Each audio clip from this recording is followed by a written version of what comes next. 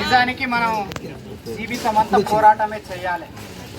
చేయకుండా మన బతుకులేం బాగుపడవు. ఎందుకు బాగుపడవంటే ఈ ముఖ్యమంత్రి సీట్లో కూర్చునే ప్రతి ఒక్కరు కూడా మన మనుషులు కాదు. పెట్టేవాడు మనవాడైతే ఆఖరణ కూర్చున్నా కూడా మనకు వస్తుంది కదా.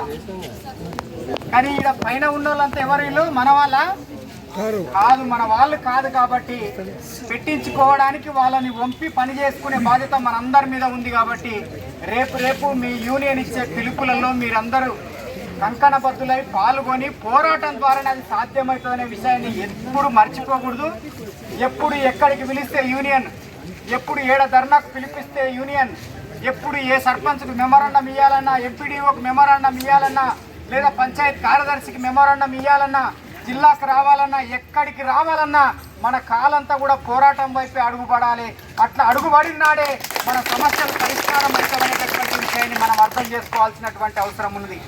పోరాటం చేసే తరుణంలో అనేక రకాల ఇబ్బందులు ఎదురవుతాయి. అయినా దానిలను భరించి పోరాడితేనే మనకు పరిష్కారం అవుతాయి. ఎందుకంటే పనిచేసే క్రమంలో మనం అనేక రకాల ఇబ్బందులకు గురవుతూ ఉన్నాం. అయినా పని చేస్తూ ఉన్నాం. ఎందుకు పని చేస్తూ ఉన్నాం ఈరోజు అంటే ఈ 9,500 రూపాయల జీతం తీసుకుంటే కనీసం కడుపు నింపుకోవడానికి అవకాశం ఉంటుంది.